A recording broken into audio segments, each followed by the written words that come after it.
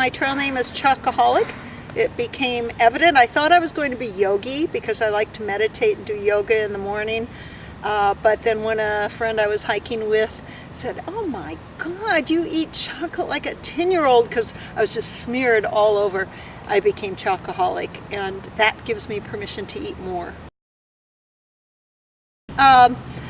I'm 64 years old. 2 years ago, I had a very deep depression and some big sports injuries, and thought I could never do sports again. And I've done dozens of marathons and ultras. I've biked across the U.S., west, east, north, south. I've hiked 1,500 miles in Europe. I've done a lot of things, Ironman, and so got very depressed. But thanks to holistic and functional medicine and a lot of good practitioners, I am A-okay.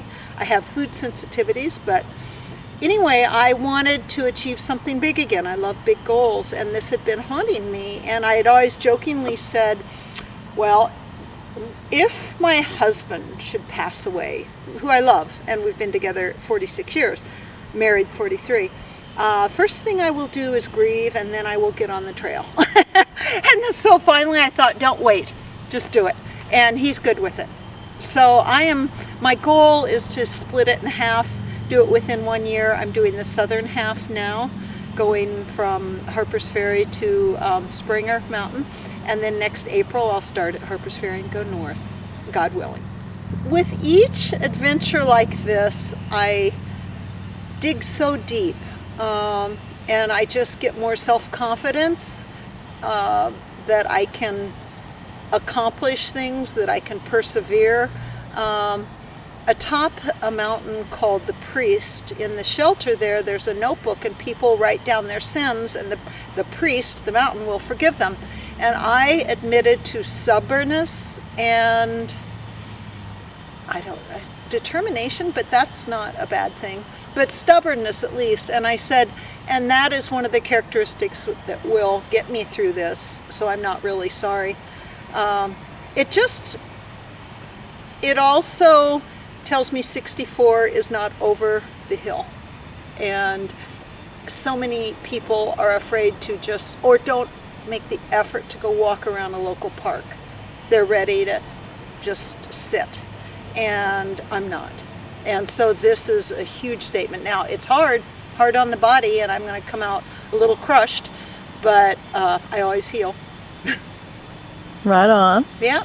And have you met any interesting characters? Oh yeah, and I've only been on the trail 5 weeks. One of my goals was to eliminate certain curse words from my vocabulary that a grandmother of 2 sweet young southern girls should not hear. And one character, whose name I will not say, Chainsaw,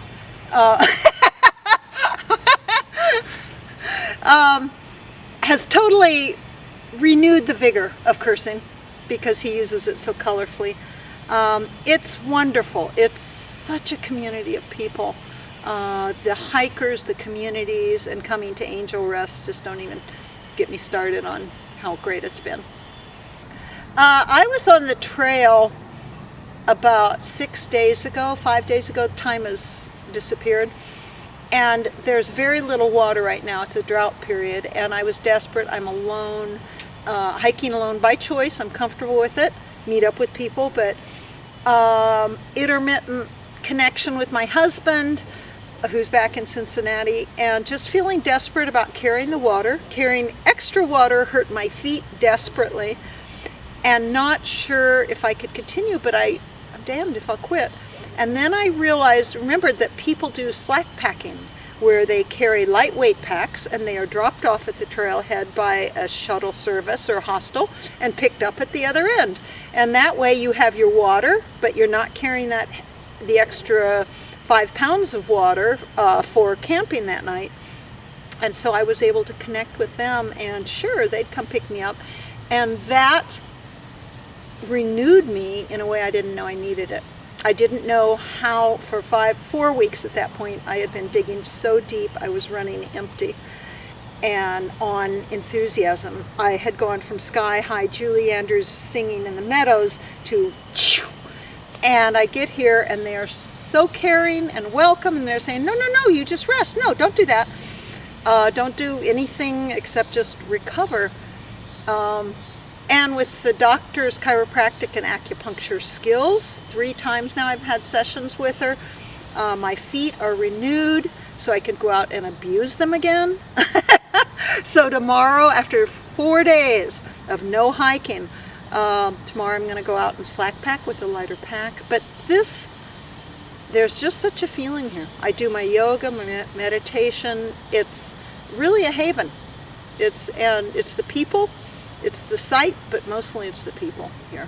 The doctor and Rabbit and the others who volunteer. I think my most meaningful was I got on the trail real early one morning, 6:15, for me that's early, and I'm walking along and I heard the familiar crackle of branches to the left, and I knew that meant bears because I'd seen 12 already.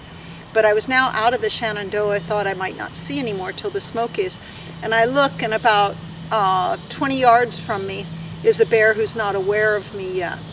And he's just walking in his natural environment. Then he sees me and he sits and he looks at me, and I carefully get out my camera and get some good shots, and I just look at him for about 3 or 4 minutes. And to see him in his own situation, not running away like all the others did, finally I thought, all right, I've taken up enough of your time, and I continued. And there was another, when I was slack packing out of here one day, I did 2 days of slack packing before I began my rest days. It was 3 in the afternoon. I need perking up. The scenery is the same. I come around a bend and there's a 4-foot long rattler. And I really detest snakes, but I must say that was a beauty. He was about that thick in the middle. And just to see him stretched out in the sunny trail, which he owned, and he would not move even when I threw sticks close to him. I didn't want to hurt him. Finally, he got annoyed enough. He curled up on a boulder and did his thing that he knew he needed to do with his tail and tongue. But I went around the other way to get around him. But to see these animals in their habitat is just wonderful. It's not the zoo. I walked by myself. The only person I've walked with on this was my husband the first 5 days, who I think he wanted to be comfortable with seeing me on the trail. He said he wanted to help me adjust. I can do it, thank you. But he's the only one I've walked with. The ones who are flip-floppers started in the middle and went north in April and are now coming south from the middle. They're way too fast. They've been out 4 to 5 months. They fly. I do not fly, and I take way too many pictures for a non-professional. So I hike alone and I'm comfortable, but I socialize at the shelters. But at this time now, more often than not, I'm alone at the shelters. There's no other people. There's just no bubble of no group going through now. It's too late for people to be going north and try to make it, and going south. I think most of the flip-floppers will be catching up now, if there is a bubble. I don't know. I'm comfortable with it because I can come to places like this, and I'm going to need to use hostels more than I thought I would. My other big hike was 1,500 miles in Europe when we had the good fortune to live in France, and it was from on the North Sea in Holland through 5 countries, finishing at Nice, France, on the Mediterranean. And I split it between 3 summers of 5 weeks each. And I went hostel to hostel, hostel. I had no tent. I never cooked. It's so populated. And I'm fortunate that we could afford this. I could eat out or go to delis. And so I did stay in hostels. So I thought, maybe this will be a bit more hostel for the shuttle service and the water and the community. But I still love the camping. Love the camping. So you asked if I hike with others. My husband would have said one word: no. I said 500. Well, I was particularly interested when you were talking about your hike in Europe. Yes. Because I was thinking about how amazing that must have been to think about the how much of human history took place right where you were walking. Oh, it was, and I walked right past bunkers and barbed wire from World War II, where Battle of the Bulge took place in Belgium. It was fantastic. I slept in hostels that were former castles, converted to bunk rooms. It was hard at first with the Appalachian Trail to not compare the two, because this hike, which was called the GR5, Grand Randonnée, big hike number 5, and there's dozens of them, really tries to take you through the interesting villages, give you culture and beauty of nature. And it seems like the Appalachian Trail, I know it goes through a few towns, but it keeps you in nature more. And so I've had to accept that and realize if I want to see the towns, then just get off the trail and get a shuttle service and go to town. But it's not going to be French with lace windows, lace curtains in the window. But it's been nice to have the time in Parisburg, really, just to walk. I wanted to have time in a small town along the trail, and I got it. And my feet feel so good.